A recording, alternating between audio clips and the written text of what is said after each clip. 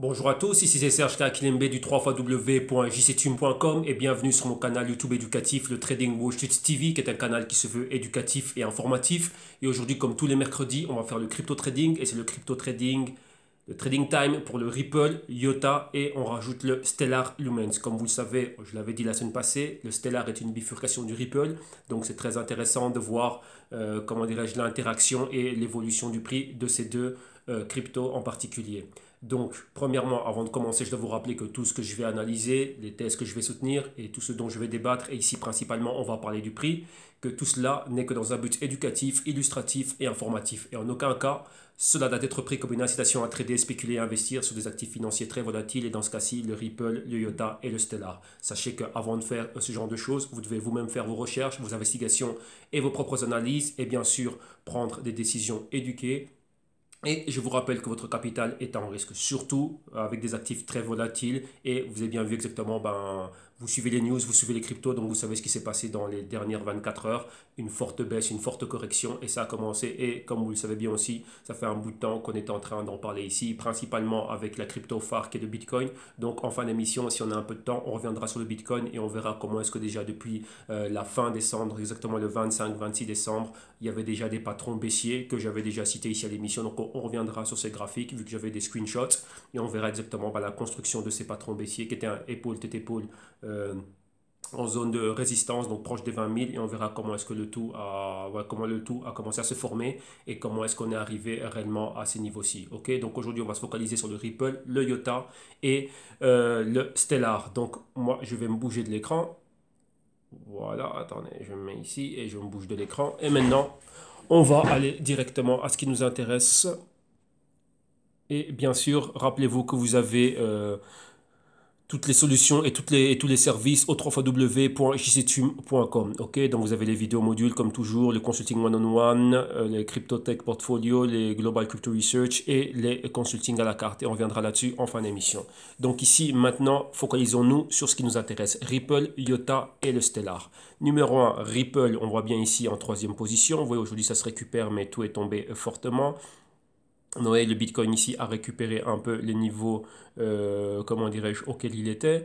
Et Ripple ici, on est au 2 dollars. Attendez, je ne pense pas que ça a été actualisé. On va faire une petite actualisation. Ah voilà, je me disais bien que ce n'était pas actualisé. Donc voilà, vous voyez le Ripple, enfin le Bitcoin ici tombé au 10 000. Donc on va voir tout ça. Vous voyez le Ripple ici a perdu énormément. Donc on était, ouais, là tout de suite on a vu que c'était au 2 dollars. Mais donc il y a 50% qui ont disparu, enfin qui sont partis.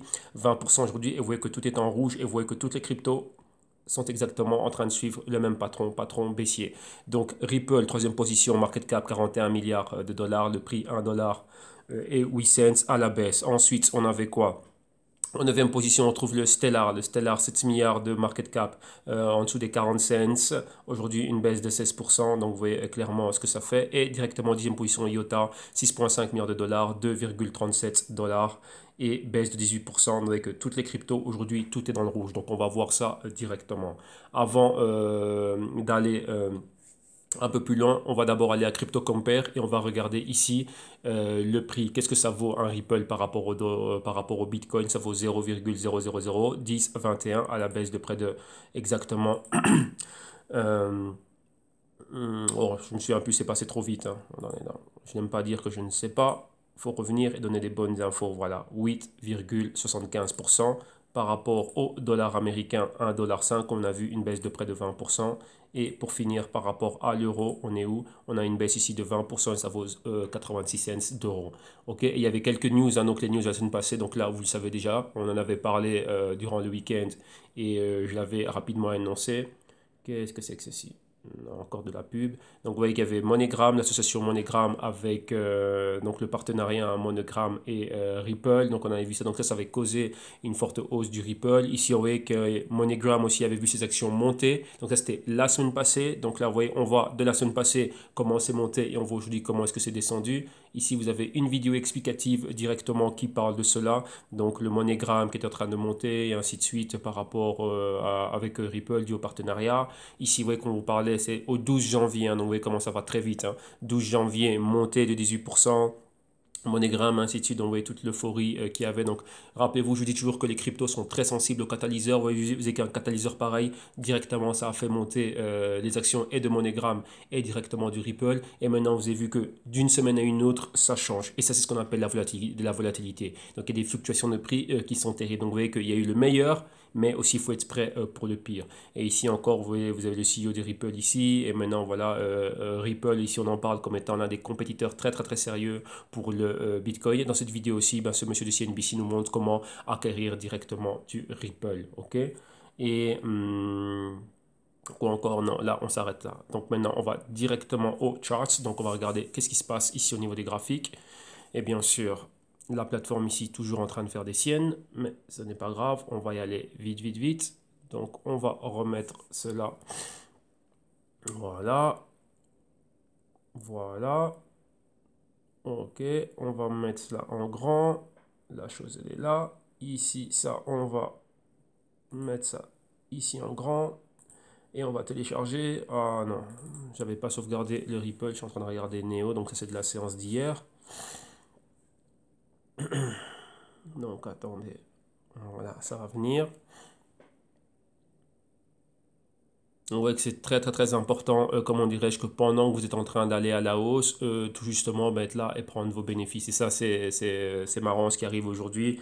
Hier, j'étais en réunion avec mon mentor et d'autres partenaires ici au 3xW, enfin des partenaires du Jesse Twim ici, et bien sûr avec mon mentor qui est un trader qui a plus de 30 ans dans les marchés financiers, ben, il est en train de nous parler de tout ça, de tout cet engouement, l'euphorie qu'il y avait au niveau des cryptos. Il dit que pendant que vous êtes en train de monter, c'est magnifique, c'est bien, vous faites des sous, mais sachez que vous devez assurer vos bénéfices, ça ne va pas monter jusque Dieu sait, je ne sais où, hein. Donc pendant que c'est en train de monter, ben voilà, soyez bien prudent de protéger votre capital, ainsi de suite. Et ouais, ben, c'est toutes des choses desquelles on nous parlait hier et durant la nuit, ben voilà, même pas durant la nuit, hier dans la même soirée, ben il a commencé à se passer pas mal de choses. Et donc vous voyez que comme on dit, lui-même se décrit comme étant un dinosaure, mais vous voyez que ça sert énormément d'avoir des personnes pareilles. Donc voilà, ici, là, c'est même pas la peine de parler. Le graphique, on parle tout seul. Donc là, comme vous avez vu, ça fait déjà un bon bout de temps qu'on est en train de parler de pas mal de certains de ces niveaux et ainsi de suite, et tout ce qu'on est en train de voir. Donc pour ceux pour qui ce serait la première fois que vous venez et que vous croisez une de mes vidéos, vous regardez en archive, on a pas mal de choses et vous allez voir le pourquoi de tout ce que vous voyez ici à l'écran. Vous allez voir les explications qu'il y avait dans les autres vidéos et bien sûr ici tous les niveaux. Donc rappelez-vous, on en était déjà en train d'en parler. Récapitulatif, on a un pointer ici au 3,20, on a la résistance ici que vous voyez au 2,70 plus ou moins, 2,65, 2,70. Donc c'était le retracement de 28, de 23% si on prend les hauts, donc ça si on regardait ça en daily. Et ici en weekly, on a ceci, donc on a atteint ici, donc ouais, tout ce premier retracement ici, c'est les 23%. Si on prend le pointer comme étant notre résistance maximale et d'un côté c'est correct, si on regarde ça en daily, ben, ça va vous donner ces niveaux-ci. Donc 23% de retracement, les 38% étaient ici, donc plus ou moins les 50% de cette bougie verte ici, vous voyez qu'on a complètement annulé. On revient ici, les 50%, ça nous donne quoi? Ça nous donne ici la clôture de cette bougie verte ici, ça nous donne aussi la zone de la moyenne mobile de 4 semaines. Rappelez-vous, je vous dis toujours que dès qu'on a une clôture proche de la zone de la moyenne mobile de 4 semaines, vous voyez ici on allait en dessous, si on a une continuité à cette bougie, on va descendre, et rappelez-vous, je vous dis toujours qu'entre la moyenne mobile de 4 et de 8 semaines, c'est là où est la volatilité. Donc le prix va toujours revisiter, donc les moyennes mobiles attirent le prix comme un aimant et le prix va toujours revisiter des zones par lesquelles, enfin les zones qu'il a déjà visitées. Donc ici vous voyez de la moyenne mobile de 4 semaines directement 8 semaines et regardez 8 semaines, 13 semaines. Ça ne s'invente pas et ça c'est là et c'est pertinent. C'est ce qu'on appelle le price action. Donc, c'est toujours à combiner avec l'analyse technique, donc résistance, support, canal haussier, canal baissier, mouvement horizontaux, tout ce que vous voulez. Et price action, donc rajouter en plus l'action du prix, donc le prix actuel par rapport à l'historique de prix, donc par rapport aux moyennes mobiles. Et vous voyez que c'est très pertinent et les niveaux, ils sont là. Moyenne mobile de 13 semaines, on l'a touché. C'était des niveaux qu'on avait déjà commentés dans les vidéos qu'on a en archive. Et donc, voilà, là, on y est. Donc, vous voyez que la chute a été terrible. On est au 78% de retracement pour le moment et on est là, moyenne mobile de 13 semaines. Maintenant, si on veut retrouver un niveau haussier, on va attendre quoi? On doit s'attendre à une consolidation, donc une accumulation, donc équilibre entre vendeurs et acheteurs. Accumulation, notre point C et on remonte. Donc on aura un A ici, un B en haut, un C ici et pour remonter vers le D, numéro 1, on va remonter vers les 2,6 et 2,6, on ira bien plus haut. Mais pour le moment, la baisse n'est pas finie. Ça, c'est des baisses terribles. Ça, c'est ce qu'on appelle une bearish power candle, donc une bougie très impactante baissière. Et donc là, le prix pourrait encore baisser bien plus. Ok, donc voilà, donc ici, on avait déjà analysé toutes ces choses-là et on est arrivé à, comment dirais-je, ce qu'on avait analysé, les scénarios qu'on avait fait. Rappelez-vous, on fait toujours des scénarios et haussiers, et baissiers, et latéraux, et ainsi de suite. Et ça, c'était un des scénarios qu'on avait. Alors, on y est. Donc ça, c'est pour le Ripple face au dollar américain. Maintenant, on va regarder le Ripple face à l'euro. Comme je dis ici, je vais aller vite. Pourquoi? Parce que bon, il y a pratiquement, on avait vu toutes ces choses-là. La semaine n'est pas encore finie. On est fortement baissier. Et comme je le dis, depuis les semaines passées, on avait déjà vu cela. Regardez ici.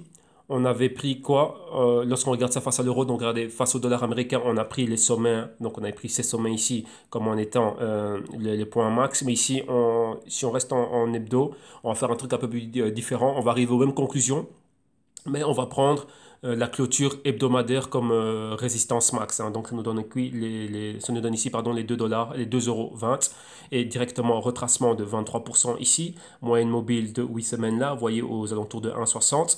Continuité, donc vous voyez ici, on est allé en dessous de la moyenne mobile de 4 semaines, on annule complètement cette bougie haussière, on a le pointer ici qui pointe les 2,80, les 2,80 €, directement, regardez, moyenne mobile de 4 semaines, moyenne mobile de 8 semaine, celle de 8 semaines est au 0,61% de retracement, pile poil sur le 1 dollar et de 8 semaines à 13 semaines ici aux alentours des 0,70 $. Donc vous voyez que ça c'est super pertinent pardon, et ben voilà, les choses sont là comme on dit, on traite ce que l'on voit. Et là, c'est ce que l'on a à l'écran. Donc maintenant, qu'est-ce qui se passe? On est mercredi exactement, on dirait, Serge, qu'est-ce qui va se passer? La baisse n'est pas encore terminée. Donc cette semaine, si vous voyez qu'on a atteint cette moyenne mobile de 13 semaines, on peut rester ici, mais on est déjà en dessous. Donc ça, c'est quelque chose de sain. Rappelez-vous, je dis toujours que le marché bouge en A, B, C, D. Donc là, on a un A, B, C, D bien. Donc c'est déjà quelque chose de sain. On a ceci, cela, donc le A, le B ici, le C là. On a le pointer ici, les 2,80. Bah maintenant, quand on prend le mouvement des 20 cents au 2,20 $, donc ça nous fait 2 € de mouvement. Si on est à 1, donc ça va nous renvoyer quoi vers les 3. Donc on aurait un D ici. Donc vous voyez que ça va donner ce genre de mouvement. Ok, maintenant on doit s'attendre à avoir quoi? Un mouvement latéral ici et trouver ce qu'on appelle un bottom. Donc avoir un point pivot, donc un point où il y en aura un équilibre entre les acheteurs et les vendeurs et voir un mouvement latéral après des signaux forts, des signaux forts d'achat, donc des confirmations d'achat. Donc une clôture avec une bougie verte au-dessus de la moyenne mobile de 4 semaines, que les moyennes mobiles se remettre en ordre, donc 4, 8, 13, 21, 26, 52, 104, 208, et à partir de là, on va pouvoir recommencer à monter. Mais tant qu'on n'a pas vu cela, la baisse peut toujours continuer, et rappelez-vous, très sensible au catalyseur, donc à tout moment, cela peut continuer à baisser, ok? Donc voilà, ça c'est pour le Ripple.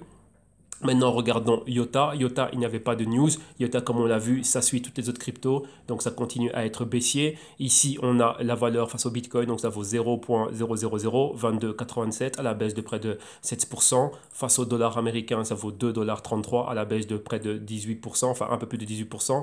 Et face à l'euro, ça vaut 3,22 €. Et donc là, ça continue à baisser. Allons directement au graphique ici. Donc, regardons le IOTA. IOTA. Face au dollar US, voilà comment on l'a là. Et face au dollar US, voilà, on a encore exactement la même chose. On voit en weekly ici, donc on a l'inception du mouvement.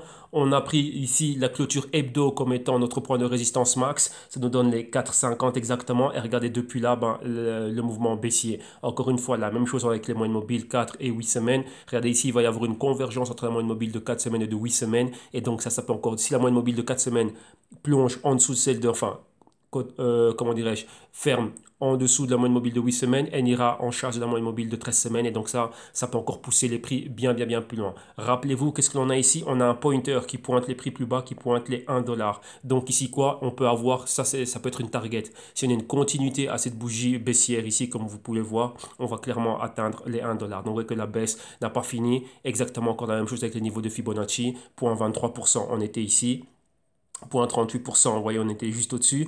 0,50%, on est là et on est en dessous. 0,62%, on les a atteints. Région de la moyenne mobile de 13 semaines. Si, je dis bien si, on prend le niveau hebdomadaire comme clôture, donc comme résistance max. Si on va en daily, ça nous donne d'autres niveaux, donc ce serait des niveaux plus hauts. Mais néanmoins, ça nous donne exactement, on arrive à la même conclusion. Donc rappelez-vous, ça c'est une manière d'interpréter le marché. C'est une lecture qu'on a avec les outils qui sont à notre disposition, donc les indicateurs techniques. Mais une chose étant que vous pouvez utiliser ce que vous voulez comme indicateur technique, mais qu'est-ce qui se passe à la fin? C'est le mouvement. c'est le prix qui compte. Est-ce que vous avez pu profiter de ce mouvement ou si vous étiez à l'achat, que vous aviez accumulé du IOTA, avez-vous protégé réellement votre investissement et maintenant que faites-vous lorsque vous voyez ce type de mouvement? Vous voyez, surtout si vous n'avez pas accès à du short selling, donc à des ventes à découvert.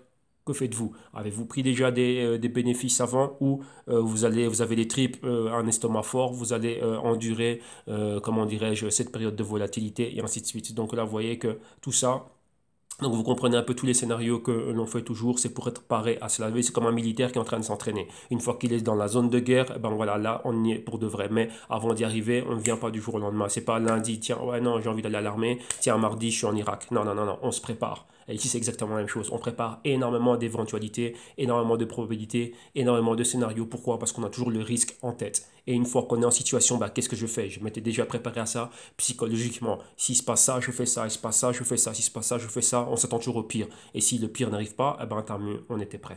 Ok? Donc voilà, donc rappelez-vous que lorsque vous êtes en train d'opérer ici, bah, sachez bien gérer votre risque. En plus, hier, comme j'en parlais exactement avec mon mentor hier, ben voilà, on parlait beaucoup de maintenant tout le monde est en train de chercher le prochain Bitcoin. Ouais, quelque chose qui va être en cents et que en cents, ça va arriver à 20 000. Donc, essayez de devenir millionnaire par rapport à ça. Ça, c'est une autre histoire, encore une fois, mais là, sachez-vous qu'il y a des fortes probabilités pour que cela n'arrive pas. Mais lorsqu'on est en train de trader, c'est quoi? C'est comme une fourmi. On va petit à petit se construire. Donc, il y a des retours de 1000, 2000, 20 000%. Et maintenant, quand on parle d'un retour de 25%, c'est à peine si on ne vous rit pas au nez. Mais une chose étant que 25% à l'année ou dans les 6 mois ou quoi que ce soit, c'est quelque chose de réaliste, mais je peux le faire de manière consistante. Une histoire, une montée et une histoire, l'histoire fabuleuse qu'a eu le Bitcoin, ça arrive une fois dans une vie. Voilà, c'est arrivé avec le Bitcoin, point à la ligne. Ouais, et maintenant avec certaines cryptos. Mais est-ce que ça va être consistant? Est-ce qu'il y aura ça chaque mois? Est-ce qu'il y aura ça chaque année? Ben, vous voyez que là, chacun doit peser le pour et le contre. Donc, sachez aussi évaluer les risques, évaluer aussi la réalité de la chose. Et on voit bien que maintenant, on est dans une période ultra volatile, ultra buzz et comment dirais-je, ce genre de choses sont là. Mais comme je l'avais dit la semaine passée, les actifs classiques prennent l'escalier pour monter et descendent avec l'ascenseur. Mais là, ici, lorsqu'on prend une fusée pour monter, on redescend avec une météorite et ça, c'est 2 mois. Ok, donc là, voilà, donc là, ça descend très, très, très fort. Donc ça, c'est IOTA face au dollar américain. Donc il faut s'attendre à quoi? Lorsqu'on voit cela, on va pratiquement annuler ce mouvement haussier. On a le tree the top ici, donc on va continuer bien plus haut. Target 1,50 voire les 1 $. Tout simplement, on verra comment, bah, quand on a le pointer ici qui nous indique ce niveau-là. Ok? Maintenant, on va aller, oui, IOTA, on n'a pas ça face à l'euro ici en graphique, donc on va essayer, on va taper IOT et euro, non, ah non, non, non, excusez-moi, on doit mettre le A, IOTA, et je ne pense, non, on ne l'a pas face à l'euro, non. On va aller directement au Stellar, donc on va le mettre ici, donc c'est le XLM. XLM, ici non plus on n'a pas, donc on a ça que face au dollar. On va le regarder face au dollar et on va rapidement ici voir regarder sa fiche. Donc le Stellar, qu'est-ce qu'il y avait? Est-ce qu'il y avait des news? Oui, voilà. Rappelez-vous, là on en parlait déjà la semaine passée, hein. Donc le Stellar, on disait que ça pouvait être la prochaine coin à monter fortement. Vous voyez, lorsqu'il y avait cette grande montée, pourquoi? Parce qu'il y avait des hedge fund managers qui étaient en train de faire un pump and dump. Donc, comment dirais-je, buzzer le prix, on va dire ça comme ça. Donc, ouais, donc le Stellar par rapport, donc, on sait déjà que c'est, on va dire, le frère jumeau, on va dire ça comme ça, hein, le petit frère du Ripple, et ainsi de suite. Donc, beaucoup de gens qui étaient dans le Ripple ont commencé à passer via le Stellar. Et une news qui est arrivée le 15, c'est qu'il y a eu un hack. Des hacks de quoi? Bah, de portefeuilles privés, donc des wallets avec un vol d'une valeur de 400 000 dollars en Stellar Lumens. Donc, ouais, encore une fois, bah, ça continue. Et ne vous inquiétez pas, tous ces articles et tous les liens, vous allez les avoir dans la description de vidéo ici en dessous. Ok? Donc là, maintenant, on va au Stellar. Valeur par rapport au Bitcoin, ça vaut 0,00003684 à la baisse de 8,13% aujourd'hui. Face au dollar américain, ça vaut 38 cents de dollar américain à la baisse de près de 19% aujourd'hui. Et face à l'euro, ça vaut exactement 0. Bah, ça vaut quoi? Là, je ne sais pas si le prix est juste, donc là, on va laisser ça comme ça. Et là, ici, ça nous donne 1 cent d'euro. Mais maintenant, on va retourner directement, quoi, voilà, on va aller au graphe ici, hein.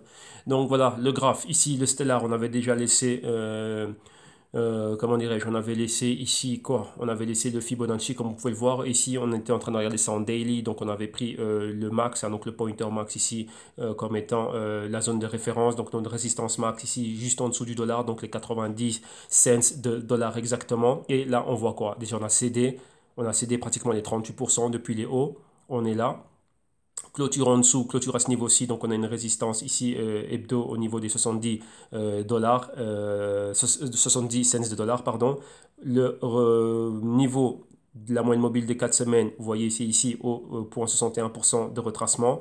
Et directement, vous voyez qu'on a ici cette bougie qui nous a pointé ce niveau-là. Et cette bougie-ci l'a confirmé. Donc, moyenne mobile de 4 semaines, moyenne mobile de 8 semaines. Si on clôture ici, rappelez-vous, on peut avoir une continuité, moyenne mobile de 13 semaines. Et on reviendrait pratiquement au point d'inception. Donc, on va complètement annuler le niveau. On reviendrait aux 20 cents de dollars. OK? Donc, voilà. Donc ici, en gros, ben, c'est la baisse partout. Donc maintenant, c'est baissier. Vous voyez qu'on était déjà préparé à cela. Et la baisse est en train de continuer. Donc vous voyez que si le Stellar est le petit frère du Ripple, ou bien son frère jumeau, appelez-le comme vous voulez. Bon, on sait déjà que c'est une bifurcation du Ripple. Si le Stellar a profité du buzz du Ripple, eh ben, s'il profite du buzz pour monter, il profitera du buzz aussi pour descendre. Donc voilà en gros ce qui s'est passé. Donc cette semaine, enfin, cette journée ici a été très rapide vu que ces baisses-là, on les voyait venir. Et la correction, je vous ai dit, il fallait une correction qui soit saine. Donc c'est cela maintenant, quand ça descend, on ne sait pas jusqu'où ça va descendre. Hier, comment dirais-je, mes partenaires ici me parlaient du short là-dessus. Je disais, écoute, ne va pas commencer à mettre des shorts. Pourquoi? Il y a un dicton de Wall Street qui dit never try to catch a falling knife. Donc c'est dire quoi? Lorsqu'un couteau est en train de tomber, donc si vous avez un couteau qui est en train de tomber, surtout un couteau tranchant, n'essayez pas de l'attraper. Laissez-le tomber par terre. Et une fois qu'il tombe par terre, ça va être le moment de racheter. Comme un utilisateur ici avait dit que voilà que pendant que tout le monde est en train de vendre, lui veut acheter. Et ça c'était une phrase bien connue de gros financiers de Wall Street et ainsi de suite. Et ben c'est ça, hein, comme on dit, it's time to buy. When there is blood in the streets. Donc, dire quand tout le monde a peur, quand tout le monde panique, quand tout le monde vend, ben, il faut attendre tranquillement. Il faut laisser ça tomber. Donc, avec cette baisse ici, on est dans une tendance haussière toujours. Rappelez-vous, la tendance, elle est toujours haussière. Ça, n'est qu'une correction. Beaucoup de gens prennent leurs bénéfices. On va voir jusqu'où ça va tomber. Et lorsque ça va tomber bien bas, là, c'est le moment de racheter. Là, c'est le moment de venir et de réaccumuler. Ouais, parce que le Bitcoin est déjà passé dessus. Le Bitcoin était déjà monté à 1200 dans les années 2014, je pense. Après, il est fortement baissé vers les 100, 200 dollars. Et après, il a recommencé à monter. Et ça a fait la montée que l'on a vue maintenant. Toutes ces autres cryptos, elles viennent d'arriver maintenant. Ce sont des bifurcations encore au niveau embryonnaire. Hein, donc, elles viennent de naître à peine. Et donc, après, ben voilà, ça va passer. Donc, il faut avoir l'estomac et l'expérience pour pouvoir encaisser ce genre de mouvement. OK? Donc, voilà. Maintenant, on va revenir à quoi? On va revenir au Bitcoin rapidement. Donc, on va terminer avec ça, vu que c'est une forte baisse. Et je vais retourner à un graphe que j'avais, je l'ai retrouvé ici, un screenshot que j'avais ici, comme vous pouvez le voir à l'écran, du 26 décembre. Et rappelez-vous, je vous parlais d'une épaule, d'une tête et d'une épaule. Donc, vous voyez que là, le mouvement n'est pas encore complété. C'est ça, comme je vous dis, il faut toujours projeter le mouvement. C'est cela qu'on fait en tant qu'analyste et de consultant. Moi, quand un client vient chez moi, il me dit, écoute, tel actif, il y a quoi? Ben, je dis, écoute, moi, je fais mon analyse fondamentale, mon technique. Je dis, techniquement, il y a ceci. Si on atteint ça, on va le revoir. Rappelez-vous ici, après, qu'est-ce qu'on a vu? Donc, il y avait déjà la première épaule qui était faite. Ensuite, il y a eu la deuxième épaule. Et on parlait de Peter Thiel qui avait mis pas mal de millions et ainsi de suite. Bon voilà, il était tout seul, bien isolé. Parce qu'il y avait des personnes comme Mike Novogratz et d'autres personnes qui voulaient venir avec des milliards de dollars. Ben, après, ils ont dit, pour le moment, on va rester tranquille. Donc Peter Thiel était bien seul avec ses millions. Et après, ben, les autres qui avaient des milliards, ils ont dit, non, on va pas rentrer dedans. On va attendre, on va regarder. Et rappelez-vous aussi, je vous parlais de l'effet des contrats futurs du CIBO et du CME, la pression que cela peut mettre sur le véritable sous-jacent qu'est le Bitcoin. Et là, on voit exactement ce qui s'est passé. Donc, il y avait déjà la première épaule ici, on en a une deuxième, et de là, on était passé à ce qu'on va voir ici. Donc, on va retourner au screen. Donc, vous voyez qu'on a ceci. Donc, regardez exactement mon mouvement, ce que j'avais dessiné à l'écran. Je vous parlais de 10 000. Maintenant, on est en dessous des 10 000. Et rappelez-vous, je vous disais ici, il y avait déjà ce canal. Comme vous voyez, si vous êtes nouveau, regardez ce qu'on a en archive. Bon, je vous parlais déjà de ce canal baissier. Et que j'avais dit que pour moi, le Bitcoin atteindra les 8 000. Donc, la zone de 21 à 26 ici. Même plus bas. Pour certains, c'est de 5 000 dollars que le Bitcoin va atteindre. Moi, mon target était ici. J'avais une position short sur le Bitcoin. Déjà, ça faisait une semaine et déjà plus d'une semaine, je suis en train de chercher à shorter des marchés et j'ai remis mes ordres ce week-end pour le short du Bitcoin. Donc, comme vous pouvez le voir, c'était ça, on the money, comme on dit. Maintenant, on va regarder ça de manière daily. Et en daily, vous allez voir la construction qu'il y avait. Donc, premièrement, la première épaule, donc, ouais, comme vous avez vu à la photo, hein, donc ce que j'avais ici en photo, c'était ceci. Donc, du 26, il y avait ce premier mouvement. Donc ici, ça nous donne quoi? Ça nous donne ceci exactement. C'était ce premier mouvement ici. Vous voyez, la première épaule était passée. Ensuite, c'est remonté. Ça, c'est l'effet Peter Thiel. Il était monté ici. Et on est revenu encore aux 17 000. Et là, boum, on est reparti vers le bas. Donc c'est là que si vous regardez les vidéos en archive, je disais, tiens, ici, mon épaule, cette épaule, c'est une forme. Donc c'est la première épaule. La tête ici. Et tout ceci, c'est la deuxième épaule. Rappelez-vous, c'est très Picasso. Ok, donc là, comme vous l'avez vu, il y avait déjà ce canal. J'ai maintenu ce canal, ainsi de suite et tout ça. Et vous avez bien vu que quoi, on a atteint la target qui est d'ici. Donc là, on est en plein dessus. Target ici, moyenne mobile de 104 jours, on est dessus en dessous des 10 000. Donc voilà, ça c'est le canal baissier dans lequel on est. On avait ce pointer ici et ce pointer a été validé. Donc là, on va mettre le niveau ici. Hein. Donc rapidement, moi j'avais ceci. Ce que vous avez vu à l'image, c'était ça. Il n'y avait pas ça. Il y a eu ceci. Là, ça fait ma deuxième épaule. Donc là, si on doit effacer, ça fait épaule. La tête, ça c'est la deuxième épaule. Le pointer ici, le pointer est là, c'est les 10 000. Les 10 000 étaient validés. On est en dessous. Donc vous voyez mon canal baissier qui était ici. On a atteint la zone du canal baissier. Et maintenant, si on clôture, donc si on reste à ce niveau-là aujourd'hui, on va aller plus bas. Prochaine target ici, c'est ceci. Et ce sont les 8 000. Ok, donc maintenant on pourrait encore rebondir, rester là et faire ceci, mais on reste dans un mouvement baissier, c'est un canal baissier. La baisse ne fait que commencer, ça n'a pas encore terminé. Rappelez-vous, et je reviens vous le dire, pression des contrats futurs, SIBO, CMI et tout ce que vous voulez, tout ça, ça met de la pression sur le véritable sous-jacent. J'en ai parlé ce week-end, je vous ai parlé un peu de ce mécanisme. Une personne m'avait posé une question qui ne comprenait pas d'où venait le cash et j'ai dit ce sont des contrats dérivés. Donc ça c'est un contrat qui n'a, comment dirais-je, ça peut mettre de la pression sur ce qu'est exactement, comment dirais-je, le véritable sous-jacent dans le Bitcoin. Mais je dis que pour les raisons de la vidéo, si je dois commencer à en parler, l'expliquer, je l'ai bien dit, c'est quelque chose de très très très technique. Et maintenant, vous comprenez pourquoi est-ce que je vous dis toujours que le trading existait avant les cryptos. Maintenant, les cryptos, comme c'est le cas du Bitcoin, viennent de rentrer dans la sphère du trading. Donc, je vous le répète et je vous le dis, et je pense que maintenant, vous avez commencé à le comprendre. Si vous ne comprenez pas déjà comment fonctionnaient les mécanismes des marchés financiers, les concepts des marchés financiers avant qu'il y ait les cryptos, ce genre de mouvement, vous n'allez pas le comprendre. Vous n'allez pas comprendre le pourquoi est-ce que je vous disais que tiens, maintenant qu'on a des contrats futurs, donc dérivés, SIBO, CMI, et qu'on va avoir des ETF, comment est-ce que cela peut influencer le prix du Bitcoin. Et comme je vous le dis, je vous l'avais montré à l'écran rapidement, les différents dérivés qu'il y avait pour les indices, et ainsi de suite. Et un très bon exemple que je vous ai donné, c'était regarder les commodités, le pétrole, le gold, le cuivre, l'aluminium, ainsi de suite, qui ont tout ce genre de contrats. Et vous allez comprendre ce qu'il y a. Il y a eu énormément de scandales aux États-Unis pour des manipulations à travers des ETF, à travers des contrats futurs, sur le véritable prix d'actifs comme étant comme l'or, comme l'argent, et ainsi de suite, venant de grosses banques, hein, donc le JP Morgan, Barclays et tout ce type de banques d'investissement, ainsi de suite, qui mettent de la pression dessus à travers des ETF. Il faut comprendre ce mécanisme. Donc maintenant, imaginez-vous ce qu'ils peuvent faire avec les cryptos quand c'est là. Donc il dit que c'est quelque chose de très très très technique. Et donc là, ben, on est en train d'en voir les effets ici, tout simplement. Donc vous voyez que moi, après, je m'attendais à voir ce type de mouvement. Donc ce type de mouvement pourrait revenir tout simplement là. OK? Donc voilà, on va arrêter ici l'émission. Il n'y a pas plus grand, il n'y a pas bien plus à dire. Bon, la page ici, elle ne fonctionne pas. Bah, c'est pas grave. On me dit de recommencer à la charger. Donc, vous allez avoir tous les liens ici dans la description de vidéo. Donc, si vous voulez vous aussi apprendre à aller bien plus loin, donc vous me retrouvez au www.jstume.com. Vous aurez des liens dans la description de vidéo ici en bas. Et bien sûr, ben moi, je vous dis ben à demain. Donc, vous voyez que ici cette semaine-ci, ben, il n'y a pas grand-chose à dire. Hein. La baisse, on s'y attendait. Maintenant, ben, on va laisser que le marché se corrige et comme on dit, rappelez-vous, on n'essaye pas d'attraper un couteau lorsqu'il est en train de tomber, on le laisse tomber par terre et on le ramasse après. Donc maintenant, on va laisser tomber les cryptos, on va voir jusqu'où elles vont descendre et une fois qu'elles vont arriver au point bas, donc dire qu'elles vont être au sol, elles vont pas tomber plus bas que le sol. Donc c'est ça, avoir un sol. Donc lorsqu'elles vont créer un support, on sera là pour les ramasser. Donc on verra si on peut recommencer à réaccumuler. On va voir quels sont les projets qui vont rester là. Rappelez-vous, je vous ai passé une vidéo de monsieur Charles Hoskinson, qui était le cofondateur de Ethereum, qui maintenant a fondé le Cardano, qui disait que lui voulait voir ce crack. Il attendait une correction forte. Pourquoi? Pour voir tous les projets qui ne servent à rien être éliminés et qu'il y ait les véritables projets, les véritables cryptos avec une véritable utilité qui soient là et qui puissent revenir, mais encore bien plus solidement. Et là, ben, on est en train de voir cela. Donc on verra jusqu'où cela va tomber. Ok, donc tranquillement, ben, regardons ce qui se passe et c'est tout. Ok, donc voilà, vous passez un excellent mercredi. Un grand merci à tous ceux qui contribuent au canal, vos commentaires et vos apportations et bien sûr les articles que vous apportez. Comme je dis toujours, je ne suis pas le plus riche, je ne suis pas le plus intelligent.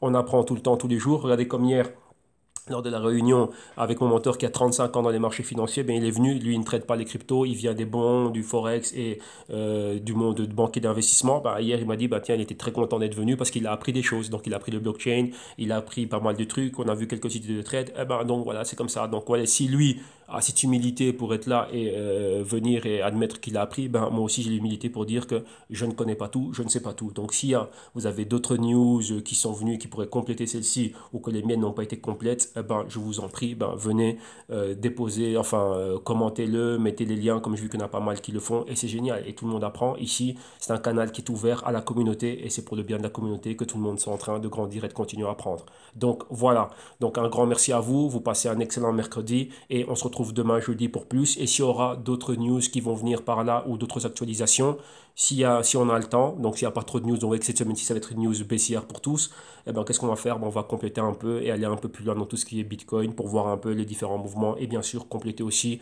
votre compréhension, la terminologie et pour tous ceux qui sont novices, ça va leur permettre de comprendre un peu mieux ce qui est en train de se passer. Ok, un grand merci encore une fois, excellent mercredi et on se retrouve demain jeudi. Bye bye.